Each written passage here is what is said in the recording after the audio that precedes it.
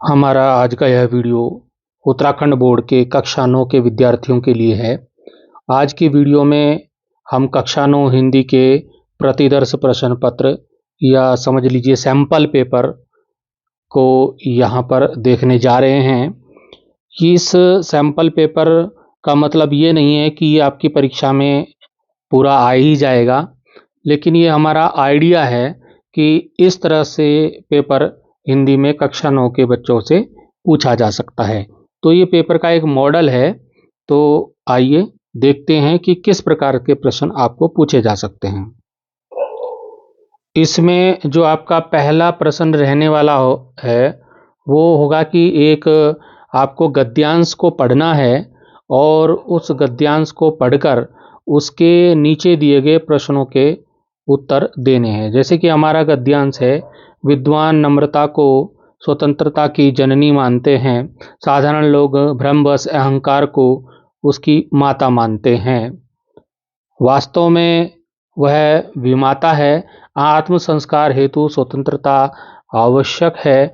मर्यादा पूर्वक जीवन व्यतीत करने के लिए आत्म निर्भरता जरूरी है। आत्म मर्यादा के लिए आवश्यक है कि हम बड़ों से सम्मानपूर्वक, छोटों और बराबर वालों के साथ कोमलता का व्यवहार करें। नम्रता का अर्थ दूसरों का मुंह ताकना नहीं है। इससे जो प्रज्ञा मंद पड़ जाती है, संकल्प क्षीण हो जाता है, विकास रुक जाता है तथा निर्णय क्षमता नहीं आती। मनुष्य को अपना भाग्य विधाता स्वयं होना चाहिए। अपने फैसले तुम्हें स्वयं ही करने होंगे। तो ये एक गद्यांश है जिसको आपको पूरा अंत तक पढ़ना है। गद्यांश को पढ़ने के बाद इसमें कुछ प्रश्न हैं जो कि जिनके उत्तर आपको यहाँ ढूंढने से मिल जाएंगे। जैसे कि पहला प्रश्न है, विद्वान और साधारण लोग किसे स्वतंत्रता की जननी मानते हैं? तो इसी में है, विद्वान नम्रता को स्वतंत्रता की जननी मानते हैं। ये यहीं से उत्तर आपका मिल जाएगा। इसी प्रकार से है प्रश्न, आत्म मर्यादा के लिए क्या आवश्यक है? तो यहीं पे दिया है, आत्म मर्यादा के लिए आवश्यक है कि हम बड़ों का सम्मान पूर्वक, छोटों और बराबर वालों के साथ कोमलता का व्यवहार करें। फिर आता है, हमारी रक्षा और हमारा पतन किससे होगा? तो इसी में दे रखा है, हमारे विचारों से ही हमारी रक्षा भी होगी और हमारा पतन भी होगा। यहीं आपको उत्तर मिल जाएंगे, सारे आसानी से उत्तर मिलेंगे। अब जैसे गद्यांश में है, कुछ ऑप्शनल वाले भी प्रश्न आते हैं, मतलब चार चार उत्तर उसके दिए रहेंगे, आपको एक उत्तर छांट के उसमें से लिखना है। जैसे कि है, गद्यांश में प्रयुक्त माता का पर्यायवाची है। तो इस गद्यांश में माता का पर्यायवाची कौन सा है, इसमें से ढूंढना है। माता का माँ है, विधाता है, मर्यादा है, जननी है। तो यहाँ पे जननी शब्द आया है, तो इसका उत्तर हो जाएगा जननी। फिर है, माता का विलोम क्या है? माता का विलोम तो क्या हो जाएगा? विमाता हो जाएगा। तो इस तरह से आपको ये उत्तर भी छांटने को इसमें प्रश्न आ सकते हैं। गद्यांश का सर्वाधिक उपयुक्त शीर्षक क्या हो जाएगा? इसमें गद्यांश का शीर्षक क्या हो सकता है गद्यांश का? अब इसमें चार उत्तर दिए हैं, तो आपका आत्म मर्यादा हो सकता है इसका उत्तर। ठीक है। और क्या हो सकता है? ये ठीक रहेगा। तो इस तरह से आपको प्रश्नों के उत्तर ढूंढने। जो दूसरा प्रश्न रहने वाला है वो आपका एक निबंध का होगा। आपको 2-3 निबंध वहाँ पर दिए रहेंगे। जैसे यहाँ दे रखा, नई राष्ट्रीय शिक्षा नीति 2020। अब इसमें 3-4 हेडिंग जो है वो भी दिए होंगे, जैसे प्रस्तावना, नई राष्ट्रीय शिक्षा नीति के महत्वपूर्ण तत्व, उपसंहार। तो ये हेडिंग है। इन हेडिंगों को काले पेन से लिख के और नीले पेन से आप उनके बारे में लिखेंगे। ऐसे पर्यावरण प्रदूषण, कोई एक करना है। 3 इसमें दे रखे हैं, जैसे कि एक दे रखा क ख ग, 3 दे रखे, नई राष्ट्रीय शिक्षा नीति 2020 और पर्यावरण प्रदूषण और कंप्यूटर आज की आवश्यकता। इन 3 में से कोई एक पे 200 शब्दों का निबंध लिखना है और ये 8 नंबर का आता है। ठीक है। तो ये हेडिंग भी दे रखे हैं, इन्हीं हेडिंगों की आपको मदद लेनी है। जो इसमें तीसरा प्रश्न आएगा वो आएगा, आर्थिक सहायता के लिए अपने मुख्य अध्यापक, मतलब प्रधानाचार्य को एक प्रार्थना पत्र लिखना है आर्थिक सहायता के लिए। तो ये आपने प्रैक्टिस की होगी, ऐसे लिख सकते हैं आप। 4 नंबर का आता है ये। 4 अंकों का ये आएगा पेपर में। और इसमें अथवा करके दिया होगा। अगर आपको ये नहीं आता, ये नहीं करना है, फिर ये वाला करना है। अपने छोटे भाई को स्वास्थ्य में अपेक्षित सुधार लाने के लिए प्रतिदिन व्यायाम करने की प्रेरणा देते हुए एक पत्र लिखना है। तो इन दोनों में से कोई एक आपको लिखना है।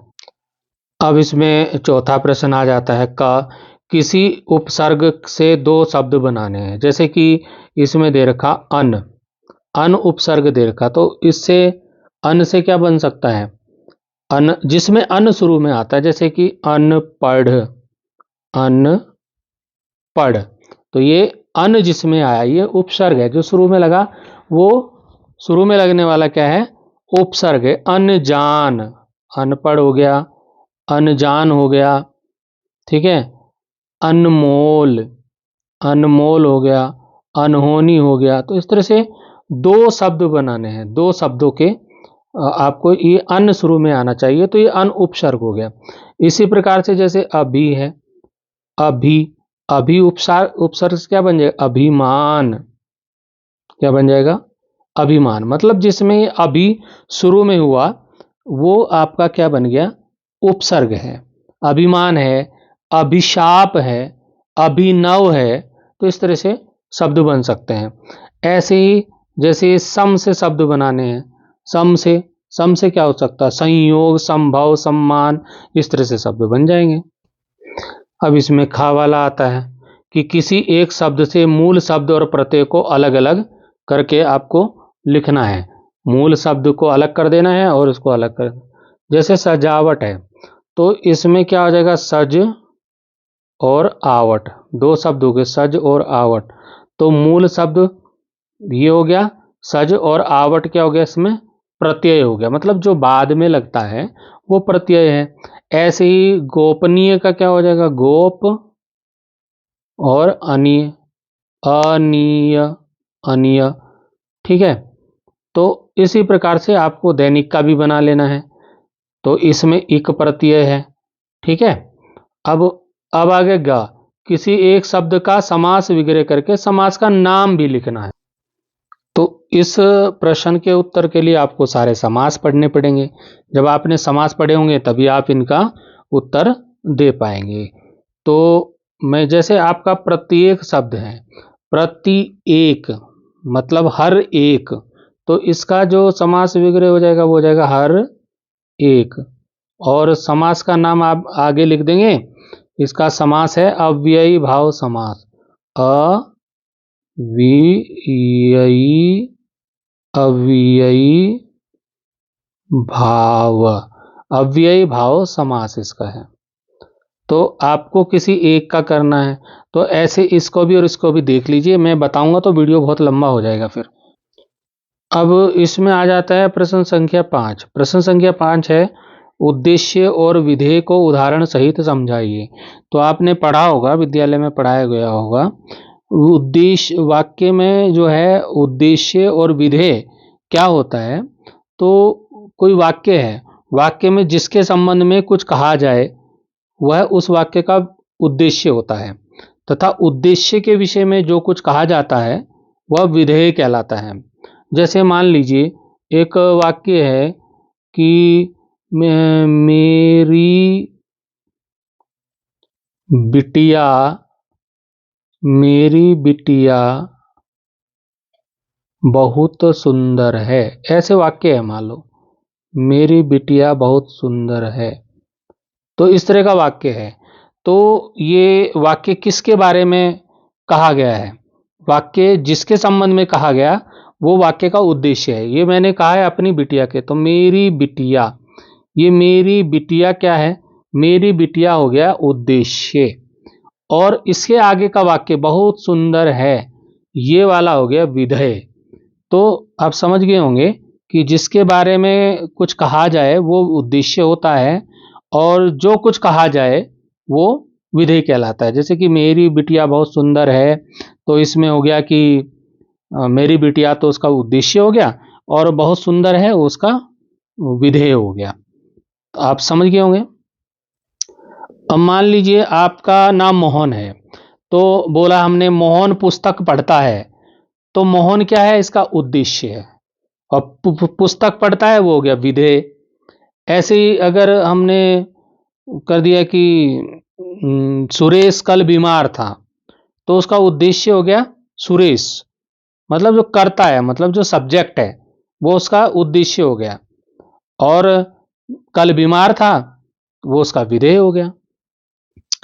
अब प्रश्न संख्या 6 में पूछा गया है, अनुप्रास अथवा रूपक अलंकार की परिभाषा लिखकर एक उदाहरण भी देना है। तो आपके जो सिलेबस है, आपका जो पाठ्यक्रम है कक्षा 9 का, उसमें अलंकार भी हैं। तो अब अलंकार में इसमें इसमें पूछा है अनुप्रास अलंकार। तो अनुप्रास अलंकार जहां वर्णों की आवृत्ति होती है, एक ही वर्ण की आवृत्ति बार बार होती है, तो उसको हम क्या कहते हैं, अनुप्रास अलंकार कहते हैं। जैसे रघुपति राघव राजा राम, अब इसमें र की आवृत्ति कई बार हुई है, तो ये अनुप्रास अलंकार है। ठीक है ना। और ऐसे उदाहरण आप दे सकते हैं कि तरनी तनुजा तट तमाल तरुवर बहु छाए। तो इस तरह से बहुत सारे उदाहरण आपको, जिनमें एक ही वर्ण की आवृत्ति बार बार हो, वह अनुप्रास अलंकार होता है। और रूपक अलंकार अथवा में पूछा गया है। यहां पर देखिए अथवा लिखा है। अथवा का मतलब है कि आपको दोनों में से कोई एक करना है। अब रूपक अलंकार करोगे तो रूपक अलंकार किसको कहते हैं, जहां उपमेय पर उपमान का भेद रहित आरोप होता है, अर्थात जहां उपमेय और उपमान में कोई भिन्नता प्रदर्शित न की जाए, वह रूपक अलंकार होता है। जैसे कि आपने सुना होगा, चरण कमल बंदो हरिराई, या मुनि पद कमल बंदी दो भ्राता, या भज मन चरण कवल अविनाशी। इस तरह से बहुत सारे उदाहरण आपको मिल जाएंगे जहां पर रूपक अलंकार होता है। अब इसमें अथवा करके यहाँ और भी ऐसे भी आ सकता है, ये तो मॉडल है ना पेपर का, तो किसी भी तरह से आप प्रश्न पूछ सकते हैं कि कनक कनकते सो गुनी मादकता अधिकाए। तो इसमें कौन सा अलंकार है इस उदाहरण में, कनक कनक तेसो गुनी मादक का मादकता अधिकाए। तो ये जो उदाहरण है, ये कौन से अलंकार का है। अब यहां पे देखिए दो शब्द बार बार, दो शब्द दो बार आए, एक शब्द दो बार आया है। जैसे कनक और कनक दो बार आया है, कनक कनक। तो जहां पर पूरा शब्द, वर्ण की बात नहीं कर रहे, वर्ण तो केवल एक हो सकता है, जैसे माँ हो सकता है, अ हो सकता है, ग हो सकता है, ये वर्ण है। लेकिन यहाँ पे पूरा शब्द, पूरा शब्द आया है कनक कनक। तो जहां पर एक शब्द एक से अधिक बार प्रयोग होता है, तो और उसका अर्थ जब भिन्न भिन्न हो, अलग अलग हो, तो वहां पर होता है यमक अलंकार। तो ये उदाहरण कौन से अलंकार का है, यमक अलंकार। कौन सा अलंकार है, यमक अलंकार, जहां इस शब्द बार बार आए और उसका अर्थ अलग अलग हो। ठीक है। अब प्रश्न संख्या 7 हमारी पुस्तक से आ जाता है। हमारी किताब जो है हिंदी की, उस किताब के काव्य खंड से है कि एक काव्यांश पर पढ़ना है, कविता पढ़नी है और उस पे नीचे दिए गए प्रश्नों के उत्तर देने हैं। ये कबीरदास जी की कविता है। यहाँ पे कबीर आया है तो कबीरदास जी की कविता है। संतो भाई आई ज्ञान की आंधीरी, भ्रम की टाटी सबे उड़ानी, माया रही न बांधी, इति चित्त धुनि गिरानी, मोह बलिंडा टूटा, तृष्णा छानी परी घर ऊपरी, कोबती का बांडा फूटा, जोग जोगते करे संतो बांधी, निर्चो चुए न पानी, कूड़ कपटकाया का निकस्य हरि की गति जब जानी, आंधी पीछे जो जल भूटा, प्रेम हरि जन भीना, कहे कबीर भान के प्रकटे उदित भय तब कीना। तो ये कविता आपको पढ़नी है और उस पे नीचे दिए गए प्रश्नों के उत्तर देने हैं। तो पहला ही प्रश्न है कि निम्नलिखित प्रश्न का उत्तर दीजिए और पद का आशय स्पष्ट कीजिए। मतलब इसका, इस पद का आशय क्या है, मतलब क्या है, तो ये आपको बताना है। तो मतलब तभी आएगा जब आपने कविता पढ़ी होगी। तो मैं इस छोटे से वीडियो में तो पूरा अर्थ नहीं बताने वाला। तो अगले इसमें आता है प्रश्न, निम्नलिखित प्रश्नों के उत्तर दीजिए। कबीर के अनुसार कैसी आंधी आई, ज्ञान की आंधी आई, ज्ञान की आंधी। कबीर के अनुसार कौन सी आंधी आई? ज्ञान की आंधी आई। मतलब एक तो होता है हवा तूफान आ रहा, आंधी आ रही, लेकिन ये वाली कौन सी आंधी है? ज्ञान ही ज्ञान आ गया भाई, हर तरफ ज्ञान ज्ञान आ गया, चारों तरफ ज्ञान। तो ये कौन सी? ज्ञान की आंधी आई है। ठीक है। फिर आता है अगला प्रश्न, ज्ञान की आंधी में क्या उड़ गया? ज्ञान की आंधी में, अरे भ्रम का पर्दा उड़ गया।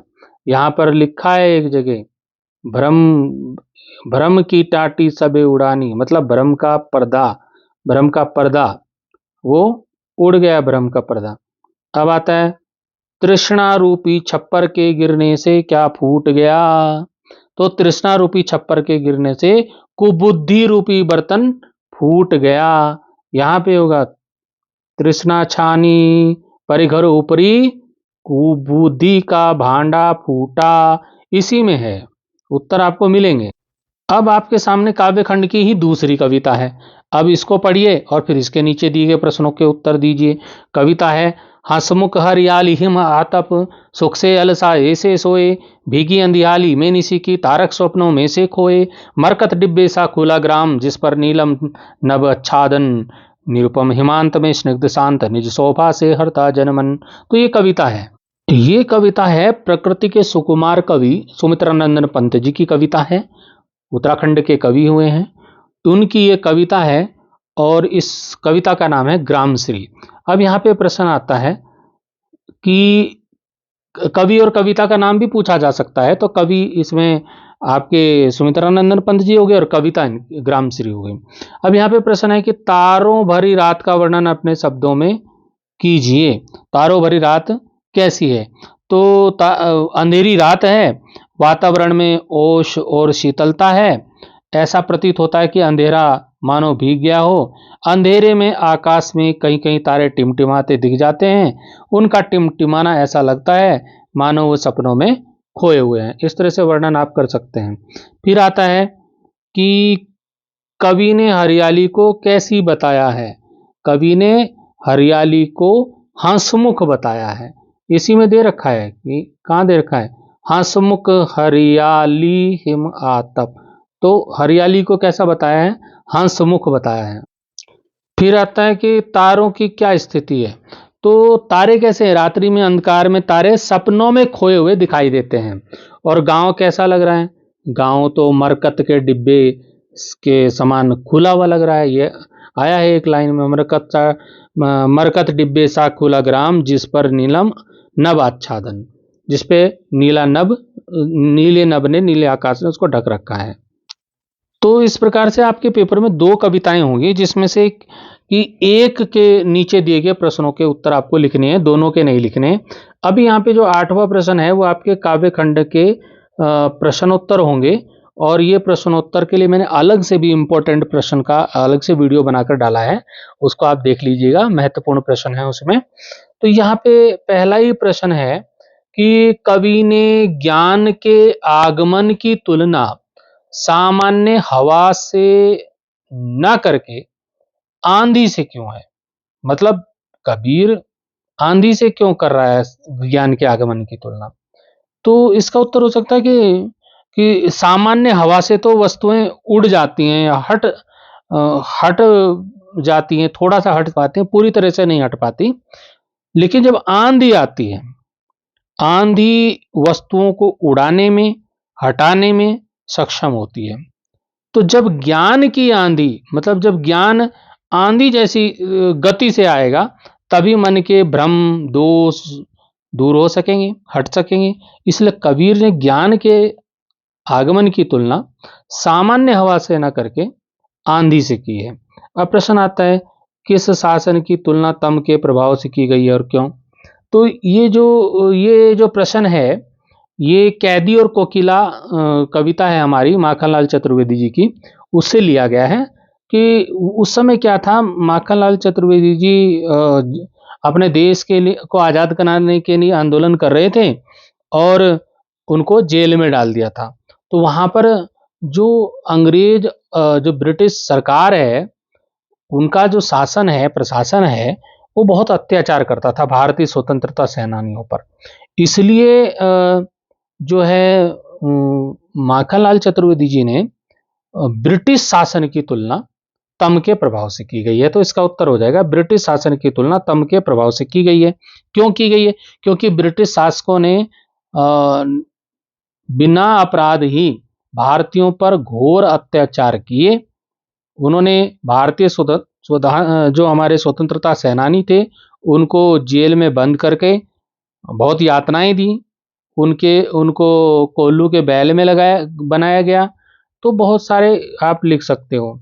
ठीक है, फिर आए एक कविता है मेघ आए। मेघ आए कविता के अनुसार गली गली में दरवाजे खिड़कियां क्यों खुलने लगे? तो मेघ जब आए बड़े बन ठन के, ये कविता में दिया गया, मेघ आए बड़े बन ठन के संवर के। तो मेघों को आकाश में छाया हुआ देखने और वर्षा के आगमन का आनंद लेने के लिए गली गली में दरवाजे खिड़कियां खुलने लगे। लोग दरवाजे खोलकर बाहर आने लगे, औरतें बच्चे खिड़कियों से झांकने लगे। यह प्रतिक्रिया बड़ी स्वाभाविक है क्योंकि मेघ बड़ी प्रतीक्षा के बाद आए हैं। पूरे 1 साल के बाद मेघ आए थे, बादल आए थे। अब जो प्रश्न संख्या 9 होगा, प्रश्न 9 में क्या होगा कि आपके किसी पाठ से, जो आपके 5 पाठ मैंने इंपॉर्टेंट बताए हैं अपने सिलेबस वाले वीडियो में मैंने बनाया है, उसमें आप देख लीजिए। उसमें से 5-6 पाठ जो मैंने बताए हैं आपके गद्य खंड में, उनमें से किसी में से कोई गद्यांश आ जाएगा। जैसे कि यहाँ पे दे रखा है कि लेकिन गधे का छोटा भाई और भी है जो उससे कम ही गधा है, वह है बैल।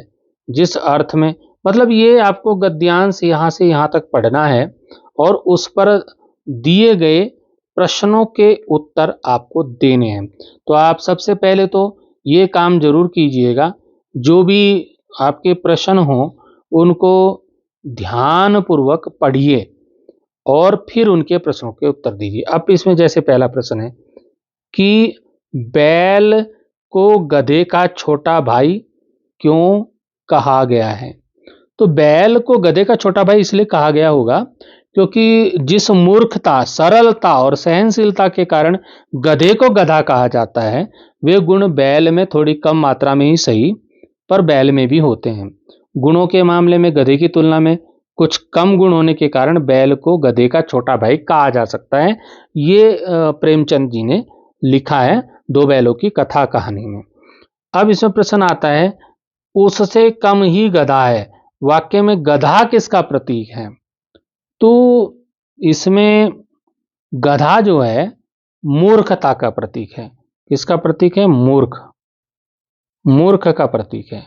ठीक है, अब है बैल गधे से किस बात में भिन्न है? तो बैल जो है वो मारता है और बैल अड़ियल भी होता है और असंतोष करने में गधे से भिन्न होता है। फिर रहता है बछिया का ताऊ मुहावरे का क्या अर्थ है? बछिया का ताऊ मतलब सीधा साधा होना। क्या हो जाएगा? सीधा सादा होना, ये हो जाएगा बछिया का ताऊ। ठीक है, अब यहाँ पे 2 गद्यांश दिए होंगे जिसमें से किसी एक के उत्तर आपको लिखने, अथवा करके यहाँ दूसरा गद्यांश भी होगा तो आपको किसी एक के लिखने हैं, दोनों के उत्तर आपको नहीं लिखने, एक के लिखने हैं। हम लोग तब अपने जेब खर्च में से हमेशा 1-1, 2-2 आने देश के लिए बचाते थे और जब बापू आते तो वह पैसा उन्हें दे देते। उस दिन जब बापू के पास में गई तो अपना कटोरा भी लेती गई, मैंने निकालकर बापू को दिखाया। तो ये गद्यांश आप पढ़िए और फिर उस पर दिए गए प्रश्नों के उत्तर दीजिए। इस तरह से प्रश्न आएगा आपकी परीक्षा में। तो जैसे कि यहाँ दे दिया कि निम्नलिखित प्रश्न का उत्तर दीजिए। महादेवी वर्मा ने गांधी जी को कटोरा क्यों दिखाया? इस पर गांधी जी की क्या प्रतिक्रिया हुई? तो ये आपका पाठ है मेरे बचपन के दिन। तो इसमें महादेवी वर्मा ने ये पाठ लिखा है और महादेवी वर्मा ने इसमें बताया है कि उसको इनाम में जो है, पुरस्कार में, जब उसने कविता सुनाई थी तो पुरस्कार में एक कटोरा मिला था और वो खुश होकर के जब गांधी जी वहां पर आए तो वो कटोरा दिखाने के लिए, गांधी जी को दिखाने के लिए लेके गई। तो गांधी जी ने क्या किया, क्या प्रतिक्रिया गांधी जी की रही? तो महादेवी वर्मा ने जब वो कटोरा गांधी जी को दिखाया, तो गांधी जी को कविता से कोई लेना देना नहीं था। उन्होंने गांधी जी की उन्होंने वादे महादेवी वर्मा जी की ना तो कोई वो कविता सुनी, ना ही उनकी कोई प्रशंसा तारीफ की। उल्टे उन्होंने वो कटोरा भेंट में उससे महादेवी वर्मा से मांग लिया। इस प्रकार वह कटोरा देश को समर्पित हो गया। तो अब अगला जो इसमें प्रश्न है कि लेखिका अपने जेब खर्च से देश के लिए हमेशा कितने पैसे बचाती थी? तो इसी में से ये गद्यांश में आपको मिल जाएगा, एक एक दो दो आने लिखा है एक जगह पे कि लेखिका अपने जेब खर्च से क्या बचाती थी? पैसे बचाती थी, एक एक दो दो आने। ठीक है, देश के लिए हमेशा कितने पैसे बचाती थी? एक एक दो दो आने। फिर है, जेब खर्च से बचाए पैसे लेखिका किसे देती थी? तो जेब खर्च से जो पैसे बचे वो कहाँ देती थी? वो अपने क्या नाम देश के लिए देती थी। देश को वो करने के लिए, देश के लिए बचाती थी तो देश के लिए ही देती थी। देश देश हमारा आज़ादी के लिए जो संघर्ष कर रहे थे लोग, उनको हेल्प हो सके इसलिए वो देती थी। फिर है कि लेखिका जब बापू से मिलने गई तो क्या लेकर गई? कटोरा लेकर गई जो उसको पुरस्कार में मिला था। तो वो कटोरा चांदी का कटोरा था वो, ठीक है, चांदी का कटोरा साथ लेकर गई। अब जो प्रश्न संख्या 10 होगा वो होगा आपके गद्य खंड के जो प्रश्नोत्तर हैं उसमें से होगा। तो गद्य खंड के जो भी पाठ आपने पढ़े होंगे उसमें से ये प्रश्न आपको मिलेंगे। तो अब यहाँ पे प्रश्न, इसके लिए मैंने अलग से वीडियो बनाया है गद्य खंड का, वहाँ इंपॉर्टेंट प्रश्न मैंने दे रखे हैं, उत्तर भी उनके दिए हैं, उनको आप देख लेना। यहाँ पर प्रश्न है कि वृंदावन में कृष्ण की मुरली का जादू हमेशा क्यों बना रहता है? तो कृष्ण की मुरली का जादू भारतीयों के मन में संस्कारगत रूप में उपस्थित है।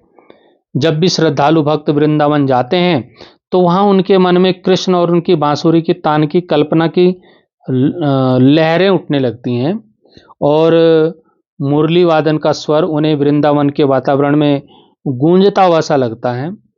तो पूरे वर्ष भर श्रद्धालु भक्त वृंदावन आते रहते हैं, इसलिए कृष्ण की मुरली का जादू वहाँ सदा ही बना रहता है। अब आता है कि आपके अनुसार वस्तु को खरीदने का आधार वस्तु की गुणवत्ता होनी चाहिए या उसका विज्ञापन होना चाहिए? तो हमारे अनुसार जो वस्तुओं को खरीदने का जो आधार है वो उसका क्या होना चाहिए? गुणवत्ता होनी चाहिए। अगर गुणवत्ता होगी सामान की, है ना, तो वो अच्छा होगा, फायदे वाला होगा। वस्तु को खरीदने का एक ही आधार होना चाहिए, उसकी गुणवत्ता। विज्ञापन वस्तु की गुणवत्ता का परिचय तो दे सकते हैं, परंतु वे उसे उससे अधिक हमें भ्रम में डालते हैं। क्योंकि जो जो भी व्यक्ति किसी व्यक्ति का किसी भी वस्तु का विज्ञापन देता है तो वो उसको बढ़ा चढ़ा के बताता है। वो उसका काम तो है उसे बेचना है, किसी न येन केन प्रकारेण उसको बेचना है उसको। वो उसके लिए आकर्षक दृश्य बनाते हैं, आकर्षक पैकिंग करते हैं, आकर्षक उसमें वाक्य बोलते हैं, मतलब अट्रैक्ट करते हैं लोगों को, लेकिन वो भ्रमित भी करते हैं। अब आप देखो उदाहरण के रूप में कि जो ब्लेड का ऐड होता है, ब्लेड का एडवर्टाइज विज्ञापन, ब्लेड के विज्ञापन में लड़कियों का क्या काम बताओ? उनको दाढ़ी तो नहीं बनानी है, तो ब्लेड के विज्ञापन में लड़कियों का होना बेकार लगता है। परंतु जिस ब्लेड की प्रशंसा करने वाली लड़की अधिक आकर्षक लगती है, लोग वही ब्लेड खरीदने लगते हैं, जबकि ब्लेड की धार का उस विज्ञापन से कोई लेना देना नहीं है। तो उपभोक्ता हर बार जो है उस विज्ञापन को देख करके आकर्षित हो जाता है, लेकिन हमको क्या देखनी है? गुणवत्ता देखनी चाहिए। अब प्रश्न आता है कि नम से कौन था, उसकी चारित्रिक विशेषताएं बतानी है। अब कई बच्चे तो सोच रहे होंगे कि ये नम से कहाँ से आ गए, ये तो कोर से बाहर से आ गया, नम से कहाँ है। तो जिसने पाठ पढ़ा नहीं होगा तो नम से तो जानेगा ही नहीं। एक पाठ है हमारे यहाँ, और ये दूसरा ही पाठ है गद्य खंड में, कक्षा 9 में, लहासा की ओर, राहुल सांकृत्यायन जी ने लिखा है ये, उसी में नम से आया है। तो नम से जो है बौद्ध भिक्षु था ये नम से, और वह शेखर विहार नामक जागीर का प्रमुख भिक्षु था। जागीर प्रमुख होने के कारण अन्य प्रबंधक भिक्षुओं के समान जागीर के निवासियों में उसका खूब सम्मान था। वह स्वभाव से एक बहुत अच्छा आदमी था। उसके हृदय में जो है कोई भी घमंड नहीं था कि मैं जागीर का वो हूँ, लीडर हूँ, तो मुझे, उसको कोई अहंकार नहीं था। मतलब वो एक सच्चा साधु था, और लेखक से बड़े प्रेम पूर्वक मिला भी था, राहुल सांकृत्यायन से। लेखक भिकमंगे के वेशभूषा के कारण उसे उससे किसी आदर सम्मान या स्नेह की अपेक्षा नहीं करता था, परंतु नमसे ने उसके साथ सम्मान और प्रेमपूर्ण व्यवहार किया था। अब जो हमारा 11वां प्रश्न आएगा, यह आएगा, आपकी एक पुस्तक है हिंदी की, अलग से एक पुस्तक है, क्या नाम है, एक पूरक पुस्तक है हिंदी की, एक पूरक पुस्तक है कृतिका। इस पुस्तिका का नाम है कृतिका। इसमें से ये प्रश्न आएंगे। इसके लिए भी मैंने अलग से वीडियो बनाया है इंपॉर्टेंट क्वेश्चन का, उसको आप देख लीजिएगा। इसमें से 3 प्रश्न आपको करने होंगे, दो दो दो दो नंबर के लगभग, मतलब 6 नंबर का ये प्रश्न आने वाला है। तो कृतिका जो पुस्तक है, इससे हमारे पाठ्यक्रम में 2 ही पाठ निर्धारित हैं। एक है इस जल प्रलय में, दूसरा है रीढ़ की हड्डी। तो पहला ही प्रश्न इस जल प्रलय में से है, मृत्यु का तरल दूत किसे कहा गया है और क्यों। तो जो ये इस जल प्रलय में पाठ है, फणीश्वर नाथ रेणु जी का ये पाठ है। तो इसमें ये बहुत महत्वपूर्ण प्रश्न है ये वाला, कि मृत्यु का तरल दूत किसे कहा गया है। तो मृत्यु का तरल दूत बाढ़ के पानी को कहा गया, जो बाढ़ आ गई थी वहां पर, उसके पानी को कहा गया है मृत्यु का तरल दूत। क्योंकि पानी जो है तरल ही होता है, लेकिन बाढ़ का यह पानी मृत्यु का आमंत्रण लेकर आ रहा था, इसलिए इसे मृत्यु का तरल दूत कहा गया है। अब आता है अगला प्रश्न है इसमें, नौजवान के पानी में उतरते ही कुत्ता भी पानी में कूद गया, दोनों ने किन भावनाओं के वशीभूत होकर ऐसा किया। तो इस पाठ में, इस जल प्रलय में पाठ से ही ये दूसरा प्रश्न भी है। पाठ में लेखक ने बताया है कि जब महानंदा की बाढ़ में नाव लेकर आई लोगों को मदद के लिए, नाव में भर भर के ले जाया जा रहा था, बाढ़ से निकाला जा रहा था, तो एक गांव आया।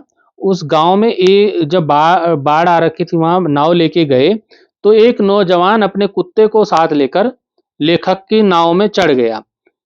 लेखक जो है कहाँ जा रहा था, बाढ़ग्रस्त क्षेत्र के बीमारों को नाव पर चढ़ाकर कैंप में ले जा रहा था।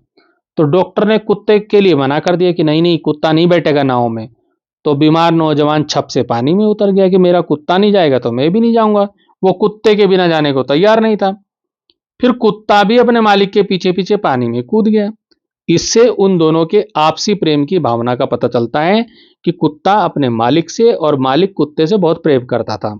साथ ही कुत्ते की स्वामी भक्ति की भावना का भी इससे पता चलता है। अब प्रश्न आता है, गोपाल दास का व्यक्तित्व कैसा है। ये प्रश्न आता है आपका रीढ़ की हड्डी से, रीढ़ की हड्डी जो पार्ट है उससे आता है। तो गोपाल प्रसाद एक चालाक और धूर्त आदमी था, जो अपनी कमियों को ढकने के लिए परंपरागत पुरानी मान्यताओं की के बारे में बताता था। लड़कियों की उच्च शिक्षा का विरोधी होते हुए भी उनकी सुंदरता पर वो बार बार बल देता था। जन्म पत्री आदि के मिलाने पे भी वो बहुत बहुत विश्वास उसका था। अब उमा जो लड़की थी, उमा की दक्षता और संगीत आदि की वह भली भांति जांच करता है। उसे उमा के चश्मे के कारण वह चौंक भी उठता है, परंतु अपने बेटे की कमजोरियों पर वह जरा भी ध्यान नहीं देता है। तो इस तरह से इसका व्यक्तित्व था। अब आता है प्रश्न इसमें कि रीढ़ की हड्डी की कथा वस्तु के आधार पर आप किसे एकांकी का मुख्य पात्र मानते हैं और क्यों। मतलब जो रीढ़ की हड्डी जो पार्ट है, कहानी है, एकांकी है, इसमें मुख्य कौन है, मेन हीरो हीरोइन कौन है इसके। तो इस कथा वस्तु के आधार पे हम उमा जो है वो इसके मुख्य पात्र हैं। इसका कारण यह है कि उमा के माध्यम से एकांकी अपनी बात प्रस्तुत कर रही है। उमा द्वारा व्यक्त विचार वास्तव में लेखक के अपने ही विचार हैं। उमा अपने सशक्त व्यक्तित्व का परिचय देकर अन्य सभी पात्रों पर भारी पड़ती है। तो कथा वस्तु का सारा आयोजन उसी के लिए होता है। उमा एकांकी के मुख्य पात्र हैं, अन्य पात्रों की भूमिका का ताना बाना उसके ही चारों ओर बुना गया है। अब इसमें जो अगला प्रश्न होगा वो आपका एक गद्यांश आएगा आपके जो संस्कृत की पुस्तक है हिंदी में, संस्कृत विनोदिनी। इस पुस्तक के सभी पाठों के वीडियो मेरे चैनल पर उपलब्ध हैं, वहां से आप इनका अध्ययन कर सकते हैं। अब यहाँ पे प्रश्न आया ये कि इस गद्यांश को पढ़ो और प्रश्नों के उत्तर दो। अब एक कदाचित पंचदर्शी काचित बाला पितरा सह मेला प्रति प्रस्थिता आसित कि एक बार क्या हुआ, एक 15 साल की पंचदश वर्षीय मतलब 15 वर्ष की बालिका अपने पिता के साथ मेले देखने के लिए प्रस्थान किया। एक बालिका ने सा चतुर्मती धैर्यशालिनी आसित, वो चतुर्मती थी, चतुर थी और धैर्यशालिनी थी। नौकया तयो प्रयाणम आरब्धम, नौका नाव उनको लेकर के आरंभ हो गई, चल दी। तस्या नौकायाम अन्य अपि बहमा जना आसन, मतलब उस नौका में और भी बहुत सारे लोग बैठे हुए थे। यदा नौका नद्या मध्य भागम आगता, जब नाव जो है नदी के बीच में आ गई। तदा तस्या नद्या, तभी उस नदी में अपरस्मात् भागात भित्त्या त्वरया च जले तरंतो आगच्छन्तो क्वचित युको दृष्टा, उसने जल में डरे हुए, बहुत डरे हुए, जल में तेजी से तैरते हुए 2 युवकों को देखा। नद्याम कश्चन मकर आसित, नदी में कोई मकर था, मकर में मगरमच्छ था। अस्याम नौकया स्थिता, इस नौका में स्थित सर्वे आत्मना विपदा, इस नौका में स्थित सभी लोग अपनी चिंता में चिंता करने लगे। संकया नाविकम अवदन, और नाविक से बोले भो कृपया नौका वेगेन अग्रे चालयतु इति, कि हे नाविक इस नाव को तेजी से आगे भगाओ। तो इस तरह से ये एक गद्यांश हो गया। अब इस पे प्रश्न है कि किन्हीं 2 प्रश्नों के उत्तर संस्कृत में उत्तर देने हैं। बाला किदृशा आसी, बालिका कैसी थी, तो बाला सा चतुर्मती धैर्यशालिनी च आसीत, ये हो जाएगा। ठीक है, फिर के आत्मना विपदा संकया नाविकम अवदत, किनको अपनी चिंता हो रही थी, तो सर्वे आत्मना विपदा संकया नाविका अवदत। ठीक है, ये आप यहाँ से ये उत्तर लिख सकते हैं। फिर प्रश्न आता है कि सर्वे नाविकम किम अवदत, तो यही हो जाएगा सर्वे नाविकम अवदत, तो सर्वे लिख लेंगे और फिर नाविकम अवदन, यहाँ से भो कृपया नौका वेगेन अग्रे चालयतु। तो इस तरह से आप प्रश्नों के उत्तर लिख सकते हैं। और भी इसमें प्रश्न है, आ में निम्नलिखित प्रश्नों के उत्तर दीजिए। कति वर्षीया बाला मेला प्रति प्रस्थिता आसित, कितने वर्ष की बालिका थी, 15 वर्षीय, 15 वर्षीय इसी में है। ठीक है, 15 वर्षीय, इसमें आप देख ले ये गद्यांश में यहाँ ये दिया है 15 वर्षीय, ये यहाँ पे 15 वर्षीय। फिर प्रश्न आता है कि नद्याम का आसित, नदी में क्या था, मकरहा था, मकर था नदी में। मान लीजिए ये गद्यांश आपको नहीं आता है तो हमने दूसरा भी दिया है यहाँ पे, चंद्रसिंह वाले पार्ट का है, चंद्रसिंह से गर्जनम से है। तो पेपर में शायद एक ही आता है या अथवा करके आता है, वो आप देख लीजिए कैसा पेपर, अनुमान हो सकता है कि अथवा आपको दे दें यहाँ पे, और ऐसा भी हो सकता है कि अथवा आपको ना दें। तो अथवा करके चंद्रसिंह सक्रोधम, चंद्रसिंह को गुस्सा आ जाता है और गुस्से में वो बोलता है युद्धम मा कुरुत, युद्ध मत करो, गोली का प्रहारम मा कुरुत, गोली का प्रहार मत करो। श्रुत्वा सर्वे बंदूकास्त्राणि भूमो पातयन्ति, सुन के सभी अपनी बंदूकों को भूमि पर फेंक देते हैं। चंद्र सिंह पुनः कैप्टन रिकेट प्रति, चंद्र सिंह फिर से कैप्टन रिकेट के प्रति बोलता है, ना श्रुतम त्वया चंद्र सिंह से गर्जनम, नहीं नहीं सुना क्या तुमने चंद्र सिंह का गर्जन, वयम मात्र भक्ता नाम ऊपरी शस्त्र प्रयोग न करिष्यामः, मतलब हम मात्र भूमि के जो भक्त हैं उनके ऊपर, अपने देशवासियों के ऊपर शस्त्र का प्रयोग नहीं करेंगे। कैप्टन रिकेट बोलता है गुस्से में, जाना सी तुम देशद्रोह से फलम चंद्र सिंह, क्या तुम देशद्रोह का फल जानते हो? चंद्र सिंह कहता है, व्यस से हंसकर कहता है, जानामि श्रीमान, जानता हूँ श्रीमान, सम्यक जानामि, अच्छी तरह से जानता हूँ। कैप्टन रिकेट बोलते हैं, किम क्या? चंद्र सिंह बोलता है, प्राणदंडम, प्राणदंड। कैप्टन रिकेट कहता है, तथापि देशद्रोह करोसी, तब भी देशद्रोह कर रहे हो? चंद्र सिंह बोलता है, आम श्रीमान, हाँ श्रीमान, किंतु देशद्रोह न अपितु राजद्रोह वध, यह देशद्रोह मत बोलो, राजद्रोह बोलो। कैप्टन रिकेट भी से हंसकर कहता है, राजद्रोह से फलमपि मृत्यु, राजद्रोह का फल भी मृत्यु है। चंद्र सिंह कहता है, अहम मरणादपि न बिभेमि, मैं मरने से नहीं डरता हूँ। मम कृष्ण वदति, हमारे कृष्ण कहते हैं, मेरे कृष्ण कहते हैं, हतो व प्राप्य श्री स्वर्गा, अगर मारे भी गए तो प्राप्त होगा स्वर्ग। सैनिका बोलते हैं, सभी सैनिक बोलते हैं, वयमपि प्राणदानम करिष्यामा, हम भी प्राणदान करेंगे, किंतु कदापि गोली का प्रारंभ न करिष्यामा, किंतु कभी भी गोली का प्रहार नहीं करेंगे। वंदे मातरम, वंदे मातरम, विजेता भारत माता की जय, जय तू वीर चंद्र सिंह की जय, वीर चंद्र सिंह की जय, जय तू भारत माता की जय। तो ये तो था एक नाट्यांश का अंश, नाटक का अंश था। अब यहाँ पर प्रश्न आता है, किन्हीं दो प्रश्नों के उत्तर संस्कृत में पूर्ण वाक्य में देने हैं। चंद्र सिंगा सक्रोधम किम कथयति, चंद्र सिंह क्रोध के साथ, गुस्से में चंद्र सिंह क्या कहता है? अभी आपने पाठ, ये जो गद्यांश पढ़ा, उसमें बताया कि चंद्र सिंह को गुस्सा जब आता है तो वो क्या बोलता है? क्या बोलता है? चंद्र सिंह बोलता है कि युद्ध ना करो, है ना, युद्ध करने को मना कर देता है, अपने साथियों को कहता है युद्ध ना करो, युद्ध मा करो तो गोली का प्रारंभ ना करो। ये यहीं पे दे रखा ना, कहाँ दे रखा? इसी में दिया है। ये यहाँ पे गुस्से में वो कह रहा है, सक्रोधम युद्धम मा करो, गोली का प्रारंभ मा करो, तो यहीं से इसका उत्तर हो जाएगा। फिर आता है कि चंद्र सिंह से गर्जनम किम, चंद्र सिंह का गर्जन क्या है, क्या गर्जना है? तो गरिष्ठ, तो चंद्र सिंह का जो गर्जन है वो है, वयम मात्र भक्ता नाम ऊपरी शस्त्र प्रयोग ना करिष्यामा, तो ये इसका उत्तर हो जाएगा। अब इसमें फिर प्रश्न आ जाता है कि सर्वे सैनिका किम न करिष्यन्ति, तो सभी सैनिक क्या बोलते हैं? सभी सैनिक बोलते हैं, संवे वयम अपि प्राणदानम करिष्यामा, किंतु कदापि गोली का प्रारंभ ना करिष्यामा, मतलब हम सब क्या करेंगे? सर्वे सैनिका प्राणदानम करिष्यन्ति किंतु कदापि गोली का प्रारंभ ना करिष्यन्ति, मतलब प्राणदान दे देंगे लेकिन गोली का प्रहार नहीं करेंगे, गोली नहीं चलाएंगे अपने देशभक्तों के ऊपर।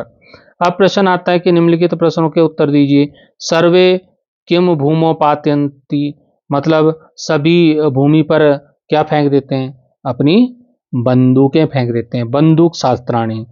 तो इसी में आपको गद्यांश में मिलेगा इसका उत्तर। फिर है, सैनिका के साम ऊपरी शस्त्र प्रयोग ना कुर्वन्ति, सैनिक किसके ऊपर शस्त्र प्रयोग नहीं करते हैं? मातृभक्ता नाम, मातृभक्ता नाम, मातृभक्ता नाम, मतलब मातृभक्त, जो हमारे मातृभक्त हैं, हमारे भारत माता के भक्त हैं, उनके ऊपर हम शस्त्र प्रयोग नहीं करेंगे। अब प्रश्न संख्या 13 में श्लोक दिया हुआ है और इस श्लोक पे आधार पे आपको प्रश्नों के उत्तर देने हैं। ये श्लोक दे रखा है, इसको पढ़ लीजिए। आपदो दूरगामी च साक्षरो न च पंडितः अपुक स्फुट वक्ता चयो जानाति पंडिता, मतलब मैं बिना पैरों वाला हूँ, ये पहेली है, पहेली का पाठ से है। बिना पैरों वाला हूँ, दूर तक जाता हूँ, साक्षर हूँ लेकिन पंडित नहीं हूँ, है ना। और बिना मुंह वाला हूँ, सब कुछ बोलता हूँ, जो मुझे जानता है वो ज्ञानी है, पंडित है।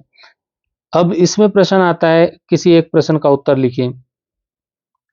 अपदः दूरगामी का भवति। आपदा दूरगामी का भवति, तो इसका उत्तर क्या है? तो इसका उत्तर है पत्रम। पत्रम, ठीक है। दूसरा है अमुक अस्ति तथापि कीदृश अस्ति। अमुक है लेकिन फिर भी क्या करता है? अमुक स्फुट वक्ता, इसी में उत्तर दे रखा है। अमुक कैसा है? स्फुट वक्ता, कहने का मतलब अमुक अस्ति तथापि स्फुट वक्ता, मतलब बिना मुंह वाला हूं लेकिन बोलता पूरा हूं। फिर है निम्नलिखित प्रश्नों के उत्तर दीजिए। यह पत्र विषय जानाति स का अस्ति। जो पत्र के विषय में जानता है वो क्या है? पंडित है। जो पत्र के विषय में जानता है वो क्या है? इसमें दे रखा ना पंडितः, वो क्या है? पंडितः। इसका उत्तर हो जाएगा पंडितः। फिर है अमुक स्फुट वक्ता का भवति। का भवति, अमुक स्फुट वक्ता का भवति पत्रम। इसका उत्तर क्या हो जाएगा? पत्रम। पहले भी एक प्रश्न का उत्तर मैंने बताया पत्रम, तो ये इसका उत्तर हो जाएगा। अब प्रश्न संख्या 14 में किन्हीं 3 प्रश्नों के उत्तर संस्कृत में लिखने हैं। तो दो दो दो दो नंबर के, मतलब 6 नंबर के प्रश्न हो गए। अब ये प्रश्न के लिए मैंने अलग से वीडियो बनाया है इंपॉर्टेंट क्वेश्चन का, तो आप उसको भी देख लीजिएगा, आपको मिल जाएगा मेरे चैनल पे। अब ये संस्कृत में प्रश्न उत्तर है। पहला है कि विद्यालय गमनस्य का समय अस्ति। विद्यालय जाने का समय क्या है? 9:30। विद्यालय जाने का समय क्या है? 9:30। अब ये लिखना है काय में? संस्कृत में। तो सार्ध नव, सार्ध मतलब 9:30 मैंने 9, और वादनम मतलब बजे, वादनम या वादने, तो इसको सार्ध नव वादनम। आप इसका उत्तर हो जाएगा सार्ध नव वादनम। अब इसमें प्रश्न है कि आंग्लेय सेना मुख्यसु अन्यतम सरोज लक्ष्मीबाई विषय किम वदती। जो अंग्रेज सेना का मुखिया था ना सरोज, उसने लक्ष्मीबाई के विषय में क्या कहा? तो धीरा वाला पाठ से ये प्रश्न है, आप याद कर लीजिएगा इसको। फिर ये है, मतलब उसने कहा क्या था कि उसने ये कहा था कि क्रांतिकारी, जितने भी क्रांतिकारी हैं सबके बीच में जो अत्यंत साहस वाली और सबसे उत्तम सेना नेत्री अगर कोई है तो रानी लक्ष्मीबाई है। तो ये कहा था सरोज ने। ये आपको संस्कृत में लिखना है। फिर है उत्तराखंड से आराध्या देवी का। तो उत्तराखंड की आराध्या देवी है नंदा देवी, नंदा, भगवती नंदा। आप लिख देंगे भगवती, भगवती नंदा, या पार्वती भी बोल सकते हैं आप, भगवती नंदा या पार्वती। फिर प्रश्न आता है कि शिवस्य आवासा कुत्र विद्यते। शिव जी का आवास कहाँ है? तो शिवस्य आवासा हिमालय में, हिमालय से गहनासु उपत्यकासु विद्यते। ये याद कर लीजिएगा आप। अब जो 15 नंबर का जो प्रश्न होगा उसमें है दिए गए शब्दों की सहायता से किन्हीं 4 वाक्यों का रिक्त स्थान की पूर्ति करनी है। मतलब इसमें शब्द दे रखे हैं, अहम प्रातः उत्थाय करोमि, मैं प्रातः उठ के करता हूं, तो इसका हो जाएगा योगाभ्यास, मतलब एक्सरसाइज, ये इसमें आ जाएगा। दूसरा है कम बलवंतम न शीतम, तो ये हो जाएगा बाधते, ये इसका उत्तर हो जाएगा। अब ऐसे ही अगले प्रश्न हो जाएंगे ग वाला, बाल्यावस्था एतादृशी प्रदर्शी, तो ये हो जाएगा साहस। फिर है भवान कश्याम, फिर हो जाएगा ये लोकयानेन, फिर हो जाएगा इसमें रूपकुंड। तो इस तरह से ये आपको जो विकल्प दिए हैं उनमें से छांट छांट के आपको उत्तर लिखना है। अब आता है प्रश्न संख्या 16। निम्नलिखित में से किन्हीं 2 प्रश्नों के उत्तर देने हैं आपको। 2 के, 3 के, 4 के, जो भी पूछेंगे आपको देने ही पड़ेंगे। तो पहला है निम्नलिखित में से किन्हीं 2 का संधि विच्छेद करना है। जैसे कपीस है तो ये हो जाएगा कपी और ईश, कपीश, है ना। तो और संधि का नाम पूछा नहीं, वैसे इसमें दीर्घ संधि है, दीर्घ संधि। अब इसी प्रकार से जो दूसरा शब्द है मतेक्यम, तो इसका संधि हो जाएगा मत, और इसमें संधि में प्लस का निशान लगता ही है, तो इसमें हो जाएगा एक्यम, मत एक्यम, मतेक्यम। तो ये हो जाएगा आपका वृद्धि संधि हो जाएगी इसमें। ऐसे गण ईश, गण, गण ईश गणेश। तो इस तरह से ये संधि विच्छेद आपको करना है। अब बच्चों के लिए जो सबसे कठिन बच्चों को लगता है, जब मैं पढ़ाता हूँ तो मेरी क्लास के बच्चों को भी ये लगता है, थोड़ा सा कठिन लगता है उनको, ये है समास विग्रह। ये समास विग्रह थोड़ा सा टफ लगता है बच्चों को। तो जैसे अष्टाध्यायी का समास विग्रह करना है, तो इसका हो जाएगा, संस्कृत में करना है क्योंकि संस्कृत वाला पोर्शन है। अष्टानाम, अष्टानाम, ठीक है, अष्टाध्यायी, तो अष्टानाम अध्याय, अध्यायानाम, ठीक है, अध्यायानाम, अष्टानाम अध्यायानाम समाहारः। तो ये ऐसे लिख देंगे समाहार, तो ये हो जाएगा इसका समास विग्रह। तो इस तरह से, मतलब ऐसे नहीं जैसे संधि में प्लस लगा दिया, ऐसे नहीं, ऐसे नहीं, ये तो पूरा बढ़िया करके लिखना पड़ता है।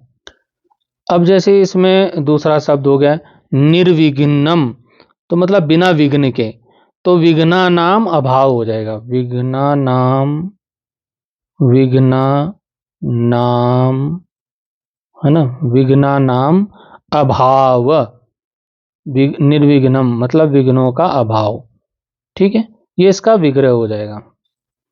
ऐसे ही पितरो शब्द आता है, तो पितरो किसे बोलते हैं, पितरो मतलब माता पिता दोनों के लिए पितरो शब्द आता है। कभी कभी माता पितरो, माता पितरो ऐसे भी आ जाता है। तो इसमें माता च पिता च, तो इसको क्या हो जाएगा, विग्रह हो जाएगा माता च पिता च। तो अब अगले प्रश्न पे चलते हैं। अगला हो गया कि रेखांकित पदों में से किन्हीं दो में प्रयुक्त कारक और विभक्ति का नाम लिखना है। तो ये रेखांकित पद हैं। रेखांकित मतलब जिनके नीचे रेखा अंकित है, मतलब जिनके नीचे लाइन है, जैसे कि इसके नीचे लाइन है। तो इनमें आपको क्या बताना है, ये आपको बताना है कि इसमें कौन सा कारक है और कौन सी विभक्ति है। इस तरह से भी प्रश्न आ सकता है, और इसकी जगह पे भरने वाला, रिक्त स्थान भरने वाला भी प्रश्न आ सकता है। तो रिक्त स्थान भरने वाले में तो ऑप्शन दिए रहते हैं कि कौन सा ऑप्शन है, कौन तीन तीन दो दो ऑप्शन रहते हैं, उसमें से छांट के भरना होता है। लेकिन अब आपको वो भरने वाला तो आप आसानी से कर देंगे, लेकिन ये वाला थोड़ा सा कठिन होता है, इसलिए मैं इसको कोशिश करता हूँ समझाने की, इसमें कारक और विभक्ति कैसे छांटेंगे आप। तो कारक और विभक्ति को किस प्रकार से अच्छे से आप छांट सकते हैं, इसके लिए मैंने अलग से एक वीडियो बनाया है, कारक विभक्ति का, बहुत बढ़िया वीडियो है। उसे अगर आपने देख लिया तो आप अच्छे से समझ जाओगे। तो यहाँ पर तो मैं सिर्फ उत्तर ही बता पाऊंगा आपको। जैसे कि ये हो गया तिलेशु तेलम, तो तिलेशु में अधिकरण और आपका सप्तमी विभक्ति इसमें हो जाएगी। ये तो इसका कारक हो जाएगा और ये इसकी विभक्ति हो जाएगी। अब इसका जो सेकंड वाला है विप्राय, इसमें आपकी चतुर्थी विभक्ति हो जाएगी, चतुर्थी विभक्ति। और संप्रदान के लिए, संप्रदान, संप्रदान इसमें कारक हो जाएगा। तो के लिए का चिन्ह इसमें है, विप्राय मतलब विप्र के लिए। अब आता है ये गंगा हिमालयात निर्गच्छति, तो हिमालयात, हिमालयात मतलब गंगा हिमालय से निकलती है।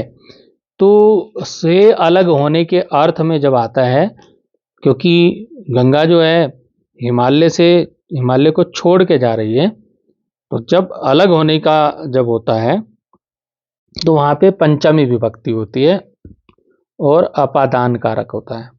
अपादान कारक और पंचमी विभक्ति आपकी हो जाएगी। अब इसमें अथवा करके भी प्रश्न दिया हुआ है, या आपको ये वाला नहीं करना है तो आप अथवा करके निम्नलिखित उपसर्गों में से किन्हीं दो का प्रयोग करते हुए एक शब्द की रचना कीजिए।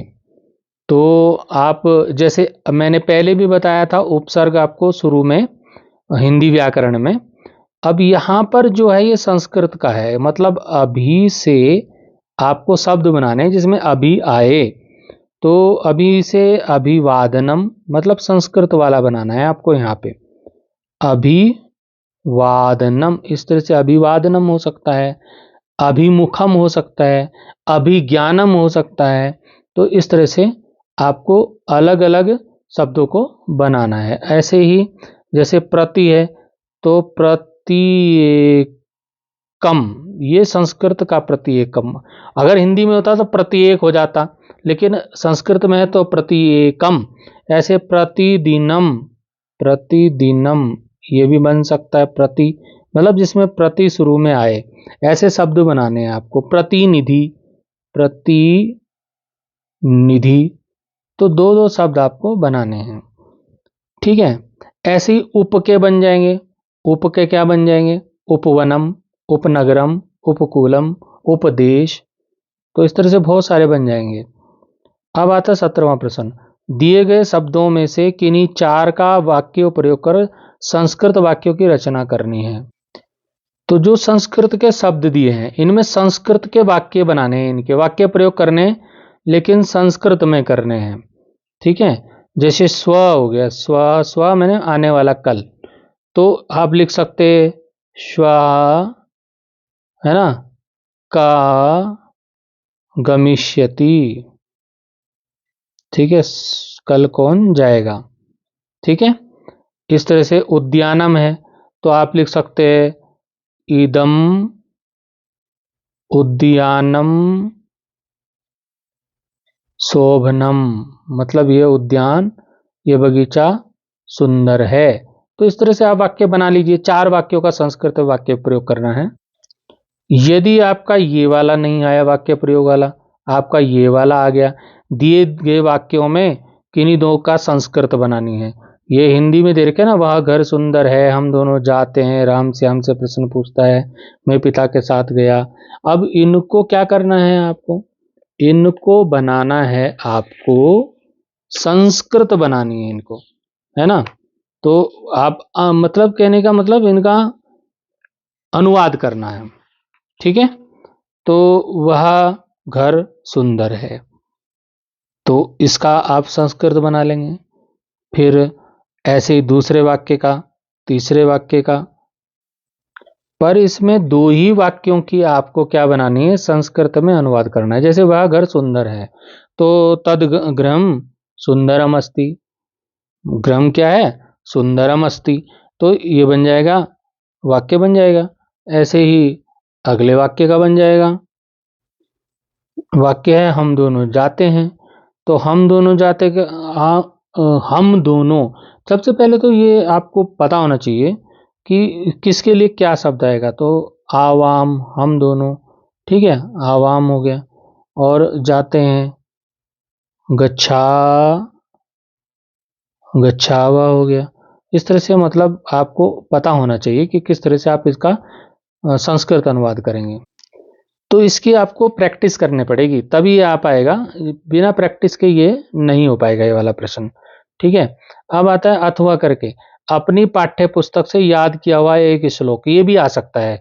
आपको ये नहीं आया तो ये वाला आ गया कि एक श्लोक लिखिए इस प्रश्न पत्र में ना आया हो, मतलब ऐसा श्लोक लिखना है जो पेपर में कहीं ना लिखा हुआ हो, कहीं पेपर में से टेप दिया उतार दिया, ऐसा नहीं है। आपको श्लोक याद करना है। आपकी जो ये किताब है इससे याद किया हुआ, कौन सी किताब? आपकी संस्कृत विनोदनी, उससे याद किया हुआ कोई श्लोक हो, एक श्लोक याद करके जाइएगा।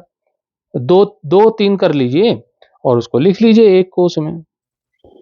तो ये था पेपर का मॉडल, मतलब इस तरह का पेपर आ सकता है। जरूरी नहीं यही वाला आए, लेकिन थोड़ा सा अभ्यास आप करके जाएंगे तो निश्चित रूप से अच्छे अंक पाएंगे। तो मेरी शुभकामनाएं आपके साथ हैं। Thank you.